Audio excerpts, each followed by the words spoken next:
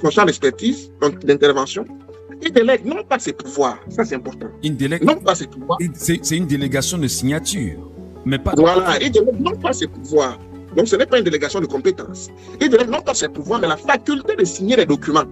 Et actes énumérés strictement dans l'acte de délégation. Nous allons y arriver parce que c'est un décret de 2019 qui précise justement les cas dans lesquels le secrétaire général, la présidente ministre d'État peut intervenir.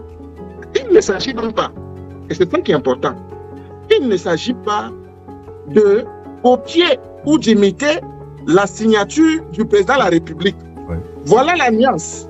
La délégation de signature ne consiste en aucun cas à imiter ou à copier la signature manuscrite du président de la République.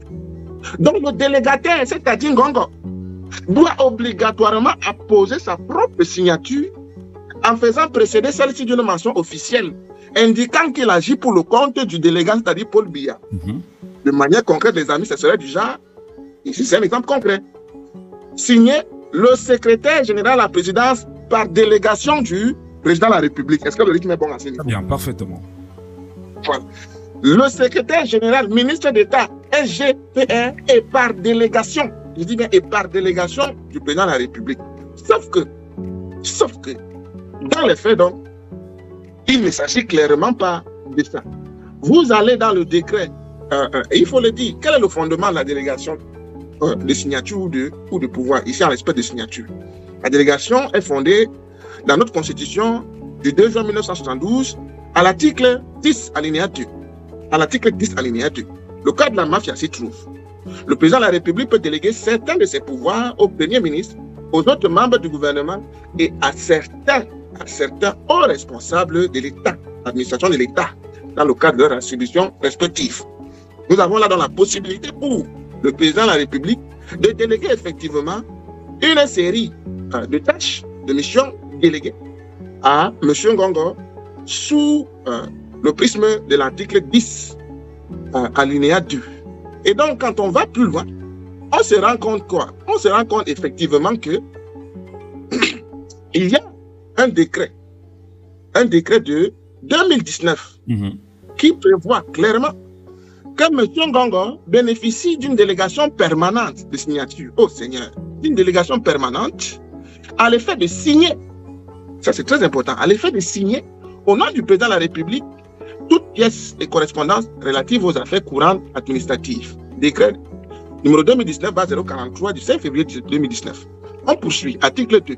Cette délégation permanente de signature comprend également les actes réglementaires ou individuels concernant. Et c'est là où le cas Tchemo devient intéressant. Cette délégation permanente de signature comprend également les actes réglementaires ou individuels concernant l'intégration, l'abaissement de classe, de grade ou de révocation, ainsi qu'à la mise à la retraite des fonctionnaires de la Sûreté nationale. De la nomination jusqu'aux fonctions de directeur adjoint à la présidence de la République. La publication du journal officiel lorsqu'elle requiert l'intervention d'une décision présidentielle l'ordonnant. Donc on sait donc pertinemment quoi? On a bien dit Sûreté nationale. Exactement, je vais y en venir. Sûreté nationale, ce n'est pas resté d'armée. On va y en venir. Donc on sait donc qu'on a un acte de délégation de signature qui est cadré à tout le moins, et qui ne lui permet pas, je dis bien qui ne lui permet pas, d'entrevoir tous ces excès de pouvoir, d'entrevoir toute cette logique de prédation qui vise à broyer les collaborateurs du président de la République dans leur règlement de compte interclanique. Donc, vous l'avez donc compris,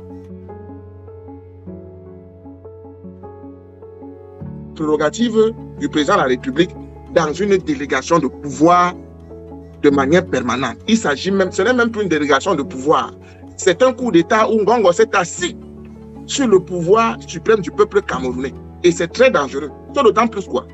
C'est d'autant plus que le décret numéro 2011-412 du 9 décembre 2011 portant réorganisation de la présidence de la République, et là, M. Efoudou a fait bien de le mentionner, liste les compétences ou les institutions qui relèvent de la présidence. mon cher Ngachou. Et c'est là où tu comprends que c'est Ngongo qui est assis sur toutes les institutions qui relèvent de la présidence.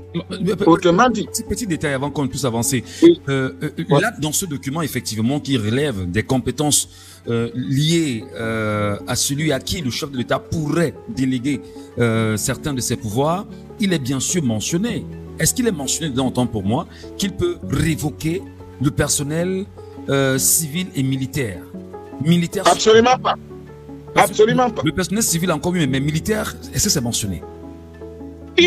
Quand on dit qu'il peut, ça veut dire que c'est la compétence, le pouvoir de... Est-ce que sécuritaire a été mentionné? Non seulement il ne peut pas, en vertu de ce document, non seulement il ne peut pas, je dis absolument pas. On est tout à fait d'accord. M. Ngachou, c'est pour ça que je vous dis que cette délégation de signature est en réalité un serpent de mer qui consacre, qui est le réceptacle d'un cercle de mafia. C'est en réalité l'incarnation ou l'implantation d'un système, d'un dispositif de coup d'État insidieux, de coup d'État silencieux. D'accord? Un coup d'État consenti. Malheureusement, consenti. Je te reviens, Marc-Lister. On retourne un peu avec Armel.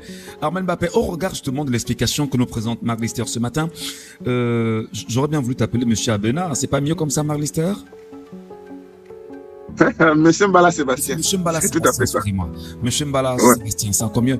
Alors, justement, avec Armel Mbappé, ce matin, Armel, est-ce qu'on ne se rend pas qu'on a qu'il y a comme une force de, comme une sorte de forcing du gré à gré que beaucoup, en fait, savaient que ça pouvait naître, mais est-ce qu'on n'a pas l'impression aussi que Ngongo, non seulement ayant outrepassé ses compétences, est dans une sorte de forcing du gré à gré qui voudrait justement s'arroger lui-même? Armel Mbappé? Alors, les choses se déroulent clairement devant nous, et moi j'irais même plus loin. Apparemment, c'est Ngongo qui aurait signé cette délégation de signature et de pouvoir, parce que clairement, depuis 2014, Paul Biya a des problèmes cognitifs, il n'est plus vraiment aux manettes. Voilà. Donc, Ngongo s'est signé ce décret, voilà, de délégation de pouvoir et de signature. C'est un monsieur qui a toujours fait du forcing. Malheureusement, sa médiocrité et son incompétence sont patentes, voilà, sont patentes aux yeux du monde entier. Voilà. S'il savait qu'il avait des ambitions présidentielles, puisqu'il est déjà président de facto, il n'avait qu'à faire la démonstration qu'il est à la hauteur de cette fonction en nous délivrant des résultats. Ce qui lui aurait ouvert un boulevard pour venir ensuite demander la confiance des Camerounais. Donc, clairement, on a quelqu'un qui est au palais, au secrétariat général de la présidence, qui concentre tous les pouvoirs de la République aujourd'hui, qui s'est arrogé tout ce que, c'est-à-dire tous les pouvoirs régaliens. Il a placé les siens au poste stratégique, et c'est ce qu'il essaye de faire maintenant avec l'état-major. Voilà. Donc, Mac-List a bien fait de le relever. Pourquoi seulement le général Tchémo? Il y en a beaucoup là-bas qui ont par exemple, Semeng, qu'est-ce qu'il fait là-bas? Il a déjà 91 ans.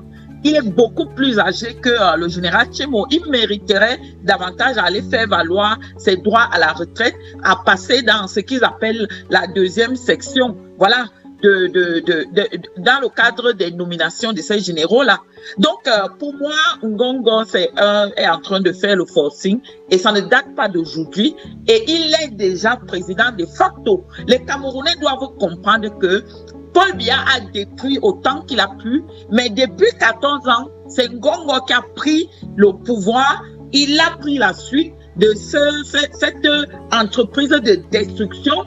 Et le Cameroun est en complète déconfiture aujourd'hui, et c'est le fait de Ngongo. Il est comptable autant que Paul Biya de la situation que nous vivons aujourd'hui. Alors, c'est pas différent de la situation qu'a connue un récent général qui a été mis de côté à la suite justement d'une guéguerre avec Paul Atangandi. On parle ici du général, son nom m'échappe là, Gabriel quelque chose, vous avez m'aider certainement, qui a été récemment mis à la retraite. Et vous faites bien, Armel Mbappé, de rappeler que le tout premier officier camerounais qui a été de toutes les exactions lors des batailles nationalistes au Cameroun, ici, le général Semenge est toujours en fonction, mais n'est pas en retraite, mais ayant forcé justement de retraite avec le général Hector Thiémon. Est-ce que vous sentez, très rapidement pour sortir, Armel, qu'il y a ici une volonté de placer des pions qui soient capables de répondre aux aspirations de Ferdinand Ngongo au niveau de l'état-major? Oui, clairement, hein, on est obligé de tirer cette conclusion parce que ça ne se passe pas seulement avec l'état-major.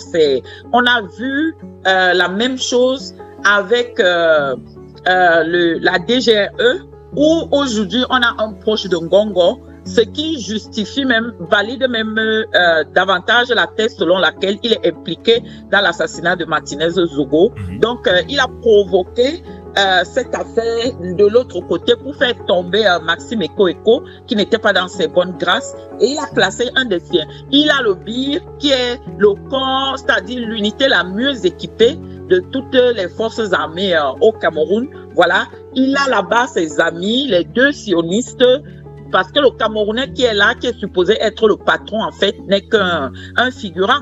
On sait bien que ce sont les deux Israéliens, voilà, qui sont ceux qui prennent les décisions et qui mènent toutes les opérations, en fait, qui sont le fait du BIR. Voilà. Donc, clairement, Monsieur Ngongo a un agenda, voilà. Il a un agenda personnel. Le but était de se positionner. Il contrôle aujourd'hui les plateformes aéroportuaires et portuaires.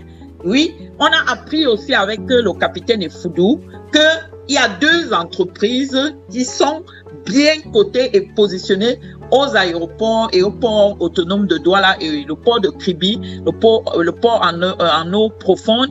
Il y a deux entreprises, c'est-à-dire Transatlantique, et puis une autre entreprise qui s'appelle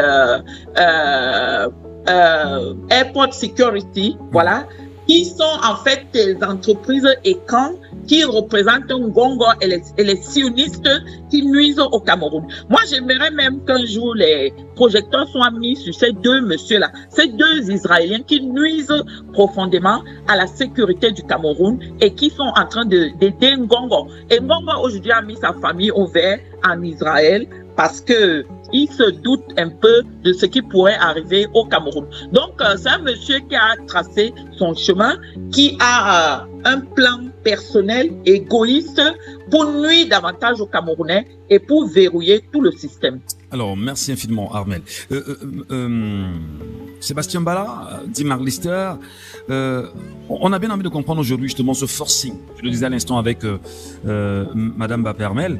Comment est-ce que l'on force exactement le gré à gré? Est-ce que véritablement aujourd'hui, l'État du Cameroun a la capacité de mettre la main sur Ferdinand Ngongo qui devient un peu trop nuisible, un peu trop encombrant et est dans une boulimie du pouvoir un peu plus que jamais exprimée? Monsieur Mbala. Merci pour la question posée qui est fort intéressante. Vous l'avez relevé ici, le courage de lutter pour se libérer est devenu, dans ce contexte tyrannique, une denrée extrêmement rare. Est-ce qu'un seul homme peut être au-dessus, non seulement de 70% des Camerounais qui ont voté pour la rupture effective, y compris dans les casernes militaires? Est-ce qu'un seul homme, fut-il aussi cannibaliste, boulimique, comme Ngongo, peut venir écraser 30 millions de Camerounais? Il savait que non. Simplement, la réalité du pouvoir institutionnel de facto est du côté de ceux qui tirent les ficelles à la présidence. Pour le moment, le peuple n'est pas à la présidence. Et donc oui, Ngongo est donc dans ce système parce qu'il ne peut pas verrouiller son maintien tout seul. Et il faut avoir donc un minimum de consensus de certains potentats, de certains barons qui vont justement consentir à son destin de maintien, de gré à gré, sous le prisme de la fraude, du sang, des éliminations physiques, des éliminations politiques. Et donc ici, clairement, il savait que le seul levier capable d'y mettre un terme, c'est le levier fondée sur la légitimité démocratique, la vérité des urnes du 12 octobre 2025, qui ne porte qu'un seul nom, Issa Jérôme Bakary, président légitimement élu par le peuple camerounais. Je dis, c'est la seule issue qui permettra de mettre hors jeu de manière efficace et effective l'entreprise, je dis bien l'entreprise séditieuse, parce qu'il faut qu'on se le dise. Ce qu'Ngongo fait depuis de nombreuses années, c'est de la sédition, c'est de la haute trahison. Et n'oubliez pas que le préambule constitutionnel prévoit clairement que chaque Camerounais contribue à la défense de la patrie. Nous sommes dans une posture... L'unicité de la défense. L'unicité de la défense. Exactement. Oui. L'unicité de la défense. Donc ici, ce n'est que cet argument de légitimité démocratique qui nous permet de nous placer donc, M. Ngatou, en posture de légitime défense collective. Cette posture de légitime défense collective est la seule solution pour mettre hors jeu le gré à gré, le forcing, les faux décrets, comme je vous l'ai démontré ici. Oui. Parce que par faux décret, il faut regarder le fait que, non seulement, la personne qui signe, ce n'est pas elle qui signe, mais on utilise les institutions pour faire croire que c'est elle qui a signé, alors que ce n'est pas l'auteur de la décision. Et pourtant, les responsabilités politiques, institutionnelles, juridiques qui en découlent vont quand même peser sur la personne dont on trafique la signature. D'accord. Je vous ai bien exposé ici ce qu'on entend par délégation de signature, qui n'est à rien associé à une délégation de pouvoir. Vous comprenez qu'on a utilisé une mesure cosmétique pour cacher en fait la tyrannie profonde, pour cacher en fait l'entreprise cannibaliste profonde de M. Ngongo, qui pour M. Efudou mérite, et pour beaucoup de Camerounais, y compris moi, permettez-moi d'être sanglant et lapidaire sur ce constat, mérite la mort par pendaison sur la place publique. Alors, tout à l'heure, on reviendra, Marc-Lister, sur la question justement du capitaine Efudou. Je l'ai mentionné ici, que nous allons écouter ensemble le troisième tome qu'il a mis à la disposition des Camerounais. Mais je voudrais avec vous, avant de revenir à Armel Mbappé tout à l'heure, c'est vrai, il y a toujours des soucis entre Sébastien Mbala et Marc-Lister. Permettez-moi, M. Mbala, ou permettez-nous, M. Mbala, c'est mieux de vous voyez, pour le respect que nous avons pour vous. Concrètement, disons les choses un peu plus clairement. Est-ce que vous ne pensez pas aujourd'hui que ceci ouvre la lutte, ou du moins il y a une nouvelle lutte qui est ouverte entre l'armée des terres camerounaises et le bataillon d'intervention rapide, qui déjà sont en clash depuis plusieurs années, je dirais même avant 2008 déjà. Vous savez que l'arrivée du bâton d'intervention rapide contrôlé par les Israéliens au Cameroun a été rejetée par la classe militaire. Mais seulement il y a eu un forcing, il y a eu une imposition. Et aujourd'hui, est-ce que vous ne pensez pas que ceci ouvre la voie à une nouvelle bataille, à une nouvelle lutte, à quelque chose d'un peu plus sérieux cette fois-ci? Très clairement. Très clairement. Parce qu'il faut rappeler que le chef d'état-major adjoint, à la base, était militaire, justement, de l'armée des terres. Exactement. C'est d'abord même la mission essentielle des forces armées. C'est important de le préciser. Cette mission essentielle est prévue dans le décret numéro 2001/178 du 25 juillet 2001 portant organisation générale de la défense et des états-majors. En son article 2, les forces de défense ont pour mission d'assurer en tout temps, en toutes circonstances et contre toutes les formes d'agression, la sécurité et l'intégrité du territoire. On n'a pas dit maintenir un tyran au pouvoir. On n'a pas dit être le domestique criminel du régime au pouvoir. On n'a pas dit être le bras armé des individus, des milices. Donc, assurer en tout temps, en toutes circonstances et contre toutes les formes d'agression, la sécurité et l'intégrité du territoire, le pouvoir au respect des alliances et traités et accords internationaux, ça c'est également le cas. Sauf que qu'est-ce qu'on relève maintenant de manière concrète? Si toutes ces structures armées, forces armées de l'air, armées de terre, gendarmerie et marine relèvent du ministre de la Défense et non du ministre délégué. Toute la nuance est là, Michel, tu auras compris. Qui est le véritable ministre de la Défense, c'est Paul Biya. Et tu as en tant que ministre délégué.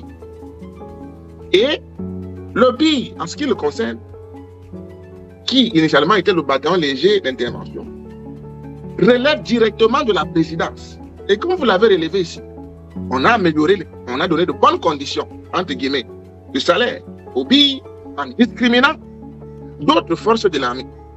Les militaires qui à la base, touchent moins de 45 000. Je dis moins de 45 000, avec tous les sacrifices, les responsabilités, l'inflation socio-économique de la vie.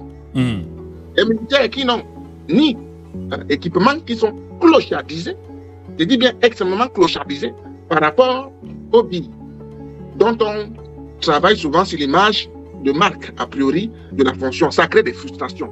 Ça crée énormément de frustrations. Ça donne le sentiment, voire même la conviction qu'il y a, je dis bien qu'il y a des hommes en tenue de seconde zone, tandis qu'il y a des hommes en tenue de premier plan. En dehors de ça, il y a le fait que les forces de défense sont extrêmement milicisées. Et donc, je rejoins Valère Bessa là-dessus. C'est-à-dire que vous avez des forces de défense qui ont pour mission de sécuriser les biens et les personnes au niveau du Cameroun, exactement, mais qui en fait sont milicisées. C'est-à-dire qu'il y a au sein de ces forces de défense et de sécurité des milices contre ces forces de défense et de sécurité et contre le peuple camerounais aujourd'hui. Exactement. Incroyable. Parce que vous le voyez très bien, dès que certains militaires ou hommes en tenue veulent penser République, veulent penser peuple du changement, ces derniers sont immédiatement neutralisés par le renseignement. Et comme je vous l'ai fait comprendre ici, quelles sont les institutions qu'on retrouve directement à la présidence, chers amis?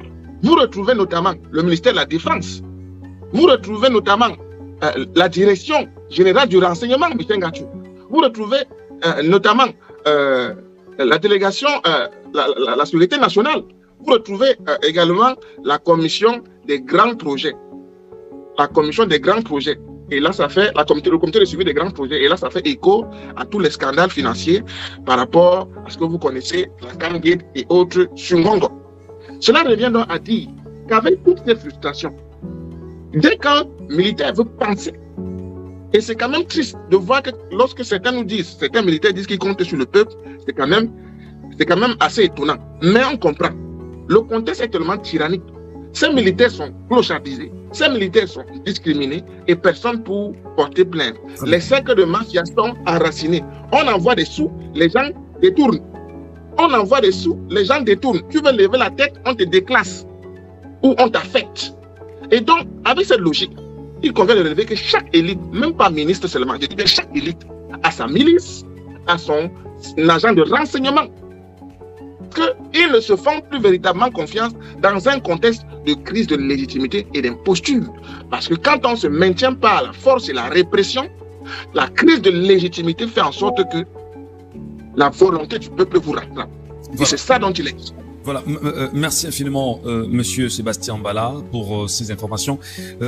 Armel Mbappé, peut-être pour finir sur ce sujet, vous avez un complément parce que réellement, armée de terre, bataillon d'intervention rapide aujourd'hui, est-ce que l'affrontement est évitable ou inévitable au regard de la situation actuelle? Alors, en fait, votre appréciation, sachant que Ferdinand Ngongo contrôle quasiment le bataillon d'intervention rapide aujourd'hui, qui est sous sa botte, qui contrôle en même temps la gendarmerie, qui est sous sa botte, et contrôle par ailleurs la police qui est sous sa botte aujourd'hui. Finalement, où est-ce qu'on va?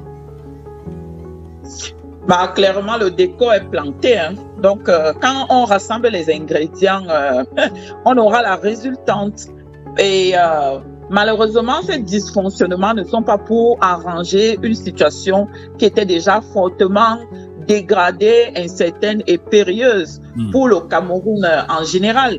Donc, les dysfonctionnements n'ont fait qu'augmenter d'ampleur et aujourd'hui, les Camerounais n'ont plus confiance ni dans ces institutions, ni surtout en ce qui se passe au palais de la République, notamment au secrétariat général. Donc, Ngongo a foutu le chaos et le bazar partout. Et quand on parle de Ngongo, c'est Paul Biya même qui est comptable. C'est tout le système qui est comptable de ce désordre organisé. Voilà, excusez-moi pour l'oxymore, mais c'est le cas de le dire. Et malheureusement, on est en train de tout mettre en place pour que ça dégénère au Cameroun. Et l'image du pays est abîmée, l'image de l'armée, de toutes les institutions, tout est foutu en l'air. Et le Cameroun est devenu un Far West en Afrique. Malheureusement, je le dis vraiment avec des larmes, avec beaucoup de gravité. et le peuple camerounais est abandonné à son sort. On n'a pas le choix. Il nous faut reprendre notre destin entre nos mains, parce que sinon, on n'a pas. Quand le capitaine Effoudou dit que l'armée n'a pas vocation à prendre la situation en main, à prendre ses responsabilités, voilà, que c'est au peuple en fait d'impulser un mouvement révolutionnaire ou un soulèvement. Moi, je suis un peu interloquée par cette déclaration, parce que quand je mets en regard ce qui s'est passé dans l'AES avec ce qui se passe au Cameroun aujourd'hui, on a des militaires là-bas qui ont pris effectivement leurs responsabilités et qui ont été accompagnés par le peuple.